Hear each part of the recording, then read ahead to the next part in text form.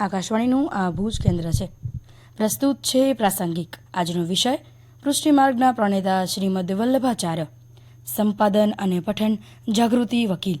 જેમણે રચેલું અધરમ મધુરમ વદનમ મધુરમ પંક્તિઓવાળું મધુરાષ્ટકમ અતિ પ્રસિદ્ધ છે તેવા વૈષ્ણવજનના વહાલા પુષ્ટિમાર્ગના પથ પ્રદર્શક અને બ્રહ્મ સંબંધથી જીવને પ્રભુ સાથે જોડનાર મહાપ્રભુજી એટલે શ્રીમદ વલ્લભાચાર્ય. મહાપ્રભુજી વલ્લભાચાર્યનું પ્રાગટ્ય સંવંત 1535ના ચૈત્રવદ એકાદશીના પવિત્ર દિવસે મધ્યપ્રદેશના રાયપુર ચંપારણ્ય ખાતે થયું હતું. વિદ્વાન ભારદ્વાજ ગોત્રી દક્ષિણ ભારતના તેલંગ પ્રદેશના બ્રાહ્મણ શ્રી લક્ષ્મણ ભટ્ટના પત્ની ઇલ્લમા ગુરુજીના કુખેથી તેમનું પ્રાગટ્ય થયું હતું. પૂર્વ માન્યતા મુજબ જે 100 સોમયજ્ઞો પૂર્ણ કરે તે કુળમાં મહાવિભૂતિનો પ્રાદુર્ભાવ થાય. આ મુજબ શ્રી લક્ષ્મણ ભટ્ટ અને તેમના પૂર્વજોએ 100 સોમયજ્ઞો પૂર્ણ કર્યા હતા, જેના ફળ સ્વરૂપે આ દિવ્ય બાળકની પ્રાપ્તિ થઈ, જેનું નામ વલ્લભ રાખવામાં આવ્યું હતું. શ્રી વલ્લભાચાર્ય રૂપે શ્રી કૃષ્ણનું પ્રાગટ્ય થયું છે એમ કહેવામાં આવે છે. વેદની દીક્ષા લીધી હોવાથી તેમનું કુળ દીક્ષિત અને સોમયજ્ઞ કરનાર હોવાથી સોમયાજી કહેવાતા. 15મી સદીમાં વલ્લભાચાર્યએ ભગવાન શ્રી વિષ્ણુના લીલાવતાર રસેશ્વર ઘનશ્યામ શ્રી કૃષ્ણને કેન્દ્રમાં રાખી શ્રી વૈષ્ણવ સંપ્રદાય પ્રવર્તિત કર્યો. વેદાંતિ,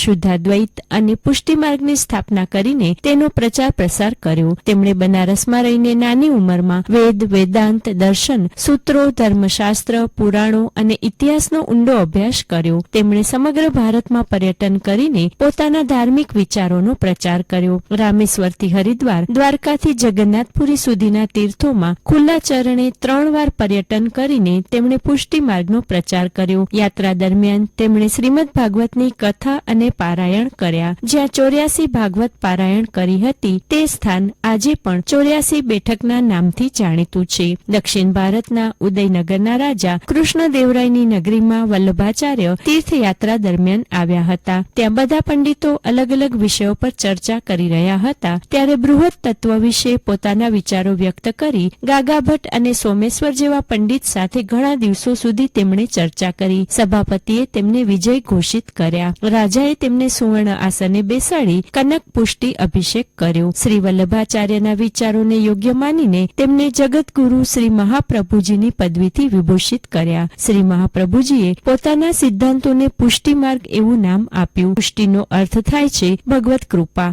લોકોને શ્રી કૃષ્ણ ભક્તિની વિચારધારા આપી ભગવાન બાલકૃષ્ણની સેવા પૂજા આપી. આ સેવા સ્વીકાર કરનાર પુષ્ટિ સંપ્રદાયમાં વૈષ્ણવ કહેવાય છે. ગોકુલમાં ગોવિંદ ઘાટ પર તેમણે ભાગવત પારાયણ દરમિયાન વલ્લભાચાર્યને શ્રીજી બાવાએ સાક્ષાત દર્શન આપ્યા અને જે ગદ્ય મંત્ર આપ્યો તેને બ્રહ્મ સંબંધ અર્થાત જીવને બ્રહ્મ સાથે જોડી આપવાનું કાર્ય કર્યું. ત્યારબાદ શ્રી મહાપ્રભુજીએ અનેક લોકોને આ મંત્ર આપી બ્રહ્મ સંબંધ કરાવ્યો. શ્રી ઠાકોરજીએ વચન આપ્યું કે આ મંત્રનો સ્વીકાર કરશે તે જીવનો હું અંગીકાર કરીશ. વૃંદાવન ઘાટે લગભગ 6 માસ સુધી બિરાજીને શ્રી મહાપ્રભુજીએ 16 ગ્રંથોની રચના કરી તેને ષોડશ ગ્રંથ તરીકે ઓળખવામાં આવે છે. તેમણે રચેલા શ્રી યમુનાષ્ટક, શ્રી કૃષ્ણાશય સ્ત્રોત, શ્રી નવરત્નમ, શ્રી સિદ્ધાંત રહસ્યમ, શ્રી મધુરાષ્ટકમ, સુદર્શન કવચ વગેરે મુખ્ય સ્ત્રોતો વૈષ્ણવોને સદા પ્રિય રહ્યા છે. વલ્લભાચાર્ય પછી તેમના પુત્ર વિઠ્ઠલનાથે પિતાના જીવન કવનનું આલેખન કરતું સર્વોત્તમ સ્ત્રોત રચ્યું છે.